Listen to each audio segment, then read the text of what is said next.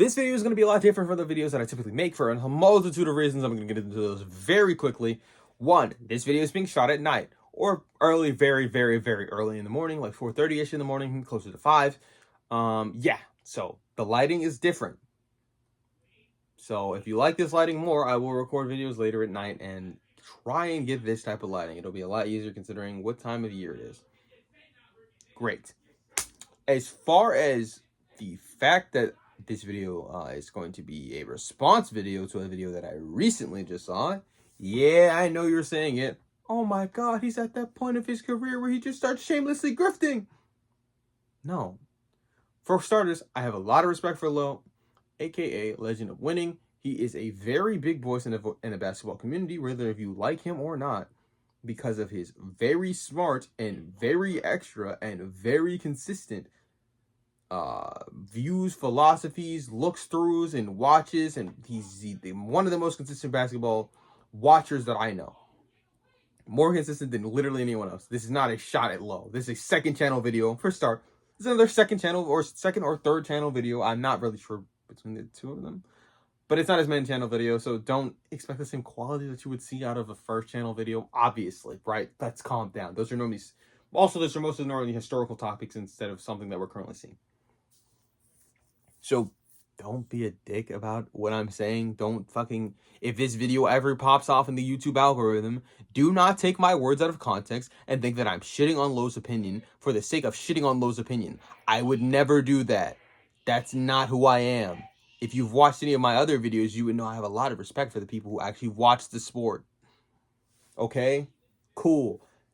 I am going to present the argument that the Western Conference is not going to be nearly as good as Low is saying in this video, because there's going to be a lot of self-cannibalism in this video. There's going to be a lot of self-cannibalism. I know what you're saying to yourself, but that's a crazy word to say in this video, and it's probably going to get the video demonetized. I make no money off of these videos, so I don't care. Now, this does lower the chances of it being seen by Low, but again, I don't care. This is a personal project, buddy. It could be a life-changing opportunity later in life. It's not currently. So let me go ahead and pull up not the video, because I don't want any of that in this video. I don't want that specifically here. I do want to say I did very much so watch the video. That's what caused me to record it at this hour. Obviously, I watched it all the way through. So if there's something you feel like I didn't cover or I missed in the video and the response to it is kind of lazy in parts, first of all, who are you to call me lazy? Second of all, give me some bail. All right, cool. Really quickly, I'm gonna Google something and I'm gonna come back to you. Obviously, I'm gonna pause the video. Okay, guys. So I'm telling you this now. So think about this. I want you to think about this. Each Western Conference team plays 52 games against another Western Conference team. So the argument that I think Low was making is not going to contribute nearly as much as a factor as it would if there were no conferences. If there were no conferences, obviously this Western Conference, but this entire premise of the video wouldn't make any fucking sense if there were no conferences. That is what Low's pushing for. Low has been pushing. Low and a multitude of basketball fans have been pushing for the abolishment of conferences for a long time. I personally think it would be harder to explain basketball if conferences just suddenly didn't exist. Yes, it would be easier for newer fans to keep up with, but I don't think the NBA is making decisions like that. Because if they wanted the NBA to be easier to consume and watch, they would make it accessible and not have it on a million streaming apps that I am most certainly going to pay for legally throughout the course of this year and watch like that. I'm not. But regardless of any of the things that I just said, because they're not really relevant to this video, they might be relevant to a video coming very soon, though. Western Conference teams play 52 games against each other. That's a very important fact. Keeping that in mind while I'm talking about this. If that information turns out to be not true and there's just a magic adjustment of the schedule, dude, fuck me, man. I hate it here. I'm just gonna cover off the really big things that I think. These were general swings in the video that I think Low. I disagree on what he said. I don't think he fucking missed. That would be an accurate way to report on it. I think Low's opinion that the Oklahoma City Thunder, Jesus Christ, man, the Oklahoma City Thunder are going to win 65 games is false. I do not believe in that. Yes, it is a lot hard. It is a lot easier to disprove that.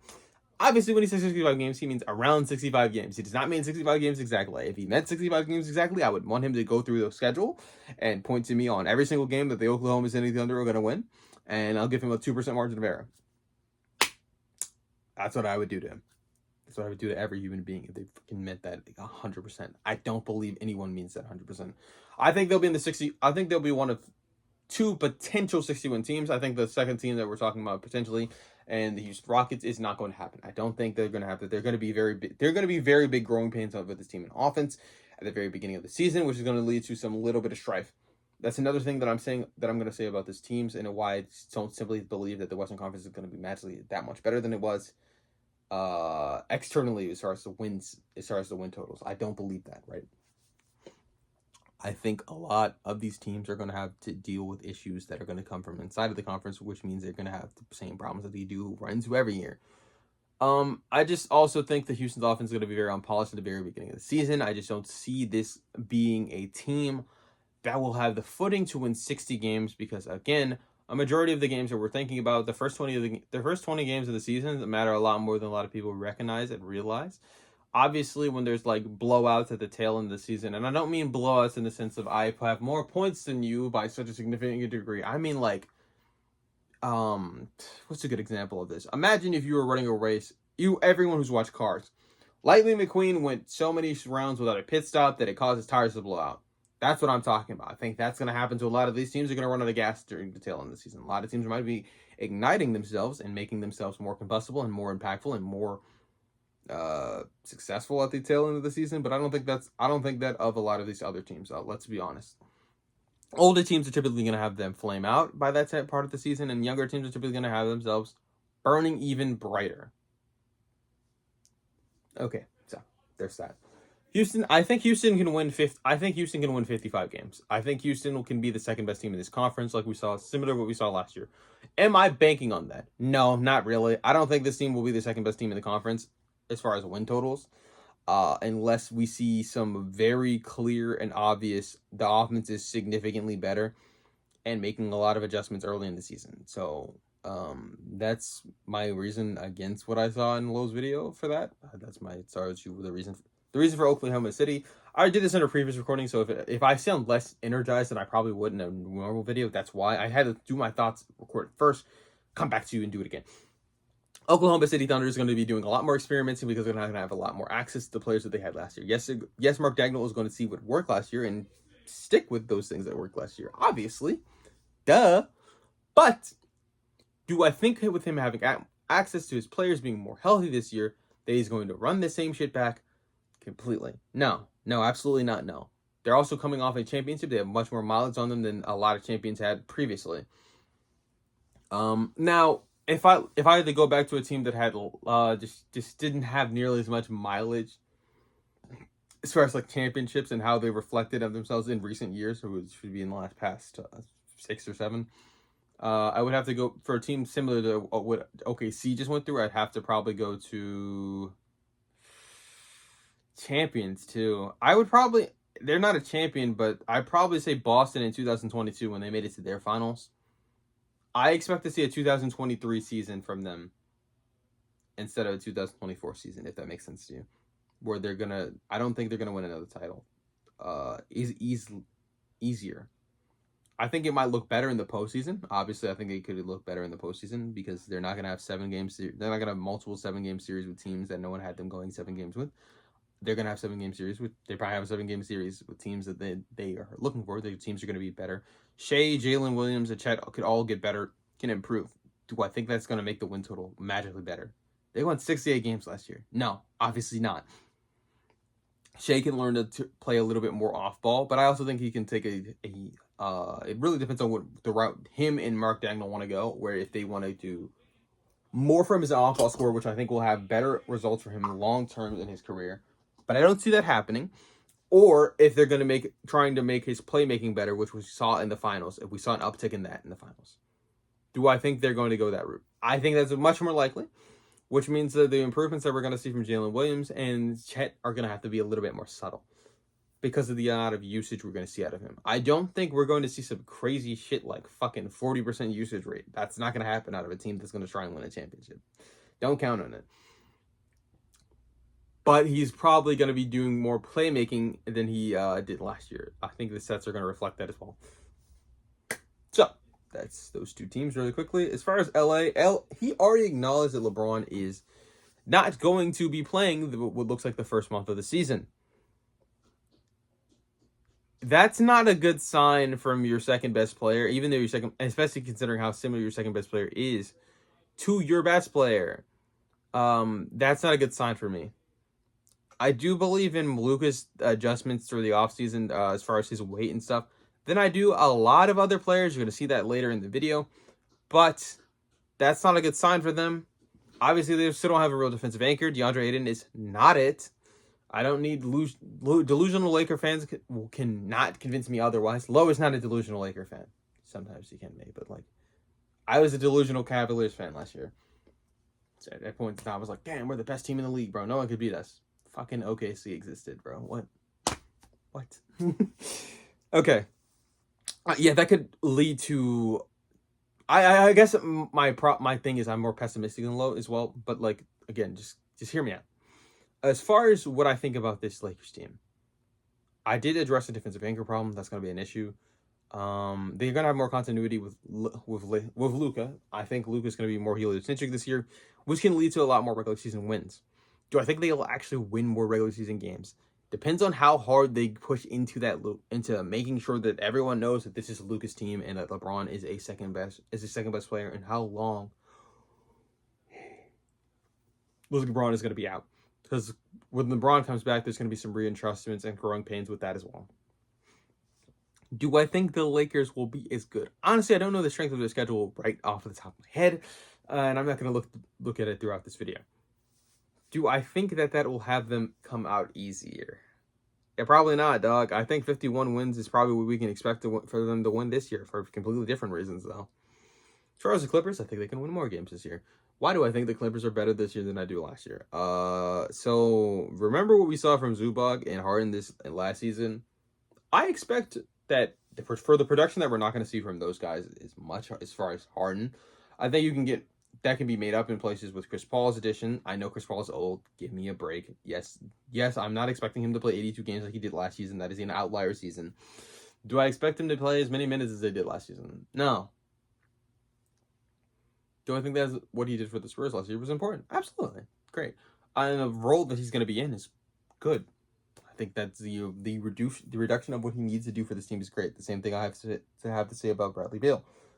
I think this will be very helpful for this team, and it'll help them in stints in the probable parts of the year where you don't have Kawhi, but you still want to win some games. Stints where you don't have access to James Harden at full capacity, but you still want to win games. Zubac, all that. There are inevitably going to be games where players miss, right? Whether those be injuries or just fatigue. But yeah, I think this team can actually get throughout the regular season pretty well. As far as how that makes them look in the playoffs, I'm not sure. I think the Clippers could be the second best team in the West. And the regular season, at least. Does that mean they'll be the best team in the postseason? No. I'm just talking about the regular season. That's all we're talking about today, kids.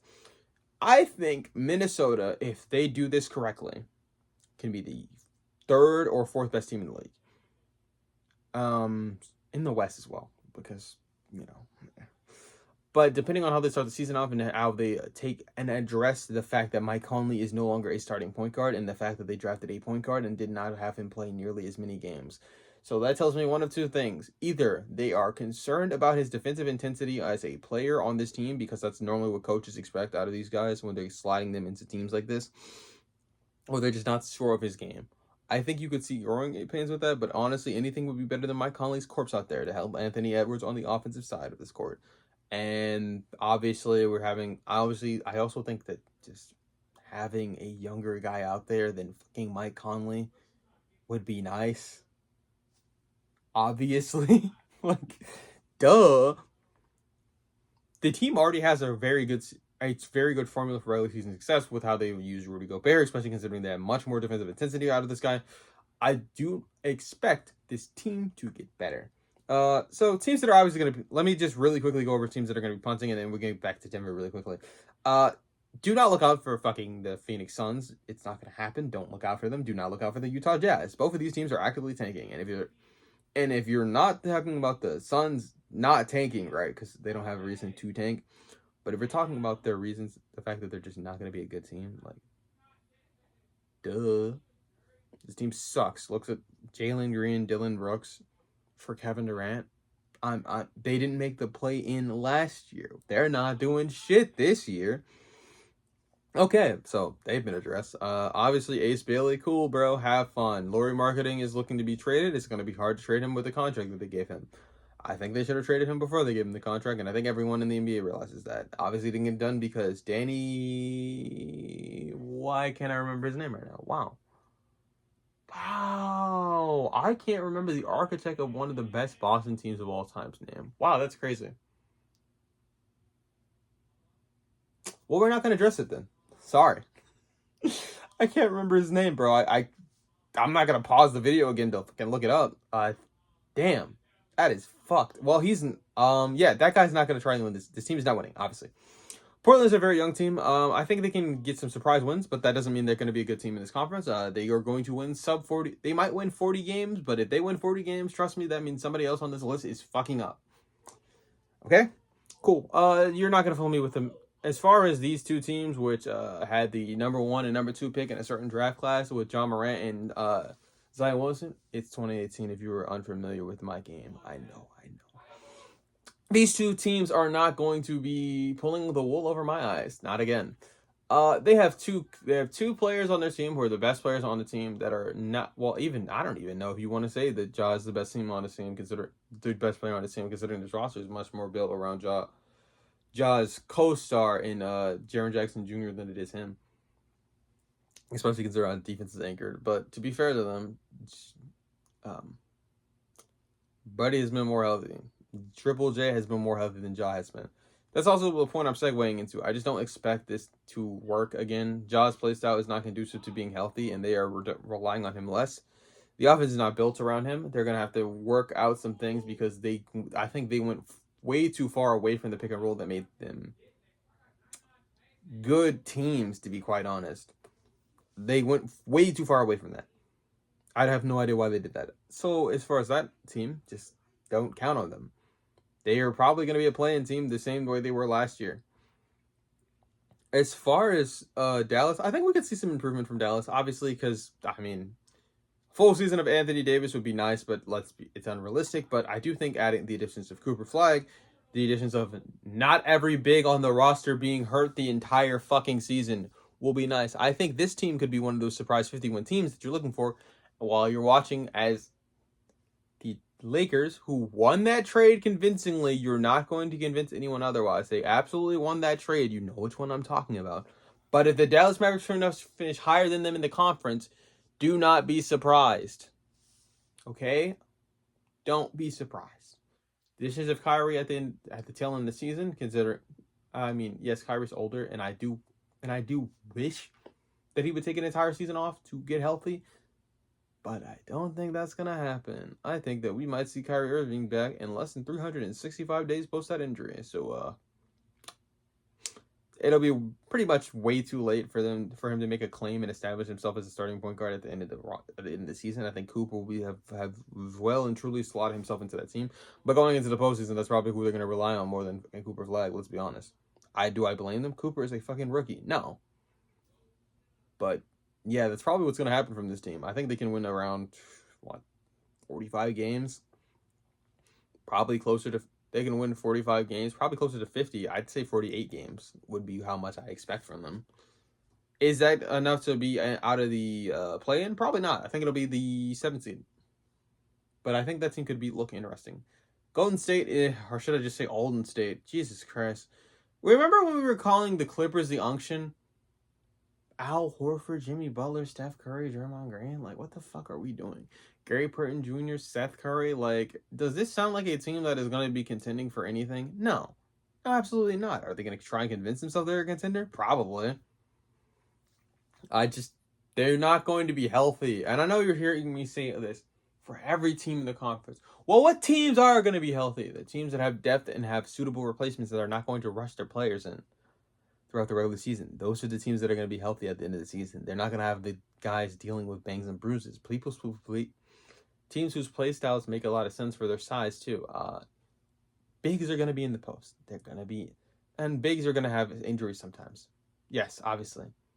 But if you have a point guard who has the most mileage, by literal miles at least, of the season, that's probably not going to lead to him being healthy the entire way through. This offense is nothing without Stephen Curry, too, so keep that in mind. Jimmy Butler is the thing that's making this, as a catalyst that made this offense actually decent to good last year. Keep in mind that he averages 11 free throws per game, or around 10-ish, 9-ish even. That guy drives to the basket a lot. There are going to be injuries. He's getting older. Think about that. Again, it's a lot. Again, a lot of this can be boiled down to be a lot more pessimistic and low, and a lot more realizing that these teams are going to have to play against each other, and unless they're all just going to magically play against each other at their worst, and magically play against each other at their best, we're not going to see a lot of juggernauts throughout this conference. We're not. It's going to be a lot closer than a lot of people think. And as far as it being leagues better than the East, it is not going to look that much different than it did last year. I don't think it'll look much different than it did in 2018. And let's talk about Denver now, since I finally remembered them. And we're going to talk about the San Antonio Spurs as well really quickly. These two teams are honestly in the same position to me. A very, very, very, very, very important European big to them. That is the center of everything that they do on one side of the floor. That has made strides on the other side of the floor and is not as bad on the other side of the floor as many people would think, even though I don't think anyone thinks Wemby by any stretch is bad on the offensive side, but he's not amazing. Let's just cut the chase. Some really good role players and supporting cast that they made in additions. Bruce Brown being back on the Denver roster for certain is going to be impressive. Is it going to be as impactful as De'Aaron Fox on the Spurs? No. Is that the thing that I should have expected? Absolutely not. Do I think Jamal Murray will be banged up this season? Probably not nearly as much as he was last season. I know you're saying to yourselves, oh, well, wait a minute. You're giving him the benefit of the doubt with yes, I am.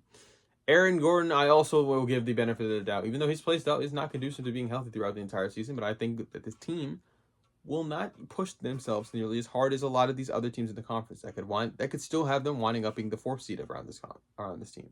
I think that's enough to win at least 53 games, probably. And I think this team could be very interesting.